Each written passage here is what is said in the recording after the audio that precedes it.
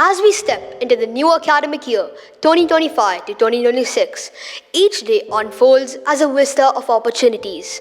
हर दिन एक नई कहानी, नए सपनों की नई जुबानी. This year marks a significant milestone for IIS DSO with the introduction of grade 11, ensuring continuity and new possibilities for all learners. This is IIS Dil Se, the heartbeat of a school.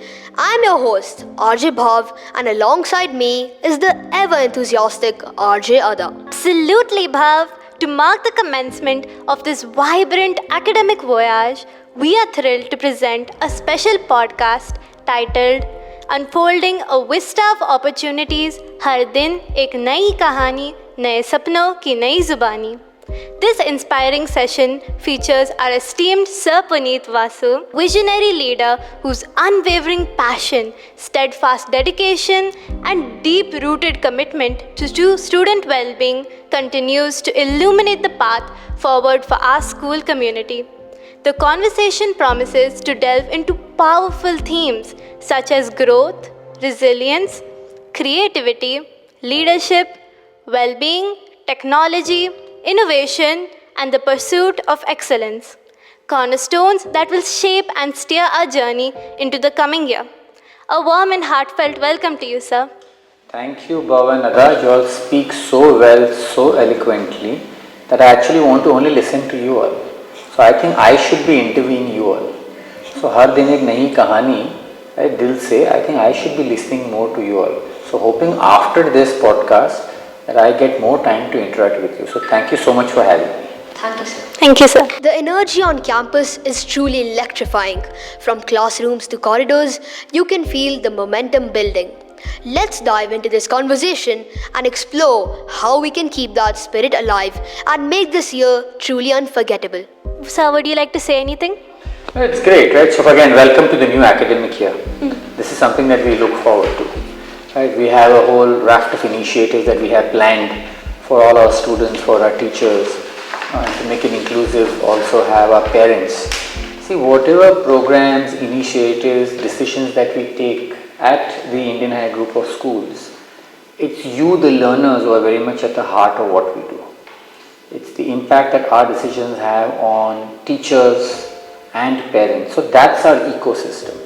So the reason you say you can feel this vibrancy, this energy, is because we have a very, very simple model, right? It's not an outside-in approach. It's an inside-out approach. You spoke about Dil Se Dil, right? हर दिन एक नई कहानी, right? And speak from the heart. Heart is inside what beats. You can't see your heart, but you can feel it. So you, our children, are the heartbeat of the school. The teachers, the educators, they are the ones who are the driving force behind excellence. Then you have your leaders, you have your non-teaching staff, and then the ecosystem is completed with the parents. So again, thank you so much for being part of IIS DSO. Thank you. Sir, the campus has been buzzing with energy for the past month. Students are settling in, new friendships are forming, and the goals are already taken shape. But staying motivated after the initial excitement can be a challenge. If you could give our students one superhero power to sustain their momentum and push through challenges, what would it be and why? Every child is special and every child has a superpower. Every child is a superhero. Every learner is a superhero. We have it within us. It's all about looking within and choosing what is it that we want to tap into. Right? A lot of answers lie within. It's up to us as to how we use and channelize those powers and those energies that we have within. How we actually respect our parents, love them, take advice from them, take guidance from them. Again, do that with our teachers, with our peers. So like I would say, like I said earlier, it's entirely up to you. Today's generation has a lot of choice, and how you make those choices is going to be critical as to how you move forward in life. So that's really inspiring, and I totally agree. So, innovation and technology go hand in hand. It's about overall well-being. What steps has the school taken to ensure encouraging student leadership and innovation in and beyond the classroom this year? So we have a very different approach to the student council. It's very inclusive, right? And we don't believe in specific positions only for specific students. We want to make sure it's a more all-encompassing platform where different students of different grades and year groups can actually participate. For us, every child is a leader. When you have a formal position as part of the student council, then the word lead, right, as a leader, what does the L stand for? It means to listen and learn. Right? So there's an opportunity that the formal badge holders, and today is the investiture ceremony, we had a wonderful ceremony, congratulations to all of you. Thank you, sir. I can see the badges of honor, but unless the three of us and the leaders, your teachers and all of us listen with both our ears, we can't be leaders. Right? Because the first thing you got to do is listen, and only then can you learn. So I think that to me is an extremely important skill. Technology, innovation are always going to be part of your generation. What is it that you need to listen to? Okay, how can you be more discerning with all kinds of data sets that are out there? How can you lead your life with love and empathy? How can you accept people? Right, so if you look at the word lead, listen and learn. E is empower through empathy. Right, A is accept. And then D is the kind of discipline that you will have towards making decisions. All these tools are embedded in you, and the school provides you that platform. Right? The school is just an enabler. It's entirely up to children like you, your peers, your friends. Okay, the future is now. I often say that it's not about the future. The future is actually now. It is what is happening now. We can't wait for tomorrow. Right? His Highness Sheikh Mohammed, our beloved leader, says in the race to excellence there is no finishing line. Right? You keep reinventing and you keep pushing yourself. So think of technology and innovation only as a tool, but the human aspect, how to harness that technology. Right? Today we are sitting in this wonderful room with wonderful young people like you doing a podcast. You could have very well selected that time to maybe be on a game. Right? I could have selected that time to maybe do something else. But the fact that we are all harnessing technology, right, for what we believe will create greater human impact. I think that's what this school truly stands for, the Indian International School DSO.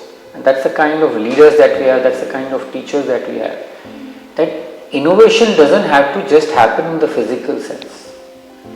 We as human beings also need to constantly innovate and reinvent ourselves. I think that is the crux, and that is the code that IIS DSO has cracked. Wow, that's inspiring. Balancing academics, extracurriculars, and a social life can feel like juggling fireballs. What's your best piece of advice to help students keep the flames under control without getting burned? See, Ada and Bhav, you are asking very, very nice questions. And the fact that you have intelligently framed those questions means that you all have looked within, and there's a lot of thought and time that you have spent on reflecting what is it that you all need to ask and what is it that you all need to come up with. Life is full of pressures. A diamond is not formed without pressure, is it? Right? Otherwise, if the diamond doesn't have pressure, it will be charcoal, graphite. Graphite is equally important, it's used in a pencil. Right? Charcoal is extremely important, coal is extremely important, but then diamond is invaluable. Right? It's considered extremely precious. But that is formed under pressure. But the ability of the diamond to face that pressure and resist that pressure is what makes it a diamond. The ability of each and every one of us in this room, in this school, beyond this school, in this city, in this world, ability that each and every one of us have to actually face pressure, okay, and take discerning and decisive decisions that are based on data. Because you will face all kinds of pressure. How do you actually mine through all of that? Right? And again, pressure has a huge impact on your happiness and well-being. So your ability to actually put things in perspective and say, okay, why am I taking this kind of pressure? What do I need to do differently? Do I need to internalize this? No, it's not worth it. Right? What is facing a deadline, adhering to deadlines is important. But then taking that pressure at the expense of your health and well-being is counterintuitive, it's counterproductive. Right? So I think that itself is the key. Ada used the word flames. A fire can be used to burn something, a fire can also be used to cook. A fire can be used for harmful purposes, but a fire can also be used to burn metal and make something as valuable as gold and mold it into shape. So again, going back to my earlier point, your ability to channelize your energies, your thoughts, your feelings, backed by data and evidence, is going to be extremely important on whether those flames are actually used for constructive purposes or not. So thank you. Very nice question. Yes, sir. Thank you. So, we know Gen Z can Google anything in seconds. But if you could upload just one value into every student's mindset, like a software update, what would it be and why? Very nice question. I don't know if it's one value, but it all fits together in that same circle of good. It will be love, empathy, appreciation, acceptance, discipline, all which kind of go hand in hand. I think those values are important. Different AI tools have different opportunities where they can give you information, but the human emotions are extremely important. The feeling of joy that you get when you hug your parents, when you hug your siblings, when you get a pat on your back, when you get a handshake, that is irreplaceable. When you pet your dog, or when you have a pet, or you go out into nature, right? So I think I would encourage each and every one of you, especially in this school and whoever is listening to this podcast, is to enjoy those moments that are beyond technology. Right? Live in the now. That's critical. Sir, these days it's easy to chase likes, brands and filters, but not always easy to chase purpose. If students today were to brand themselves not by what they wear, but what they stand for, what would you want that to be? I think I want them to stand for themselves, because each and every one of us is a brand, an invaluable brand, where we understand what are the values that are important to us, to our respective families, and what is it that we want to shine and what is it that we want to do. None of us need to follow brands, because we ourselves are probably more valuable than the brands that exist today. Let's not forget, Ada and Bhav, all these brands that you might be referring to, right, have been created by humans. It's not AI that has created a brand, it's humans that have created the brand. And they have worked. Let's not take away anything from people who have created such brands. Right? So they're invaluable, they have a financial and a fiscal value, they have a qualitative value, they have goodwill, they have brand equity, there's so much of collateral around it. But I would like to think that each and every one of us is a brand. And if you project yourself like a brand, and if you have all the right values of integrity, honesty, dignity, empathy, tolerance, love, care, respect, then other people appreciate you just like a brand. And they value you. And they want to be associated with you. And they want you to do more good. So to me, that is the essence of a brand. Alright, sir. Time for some quick, rapid fire questions. Wow, okay, I hope I'm ready for this.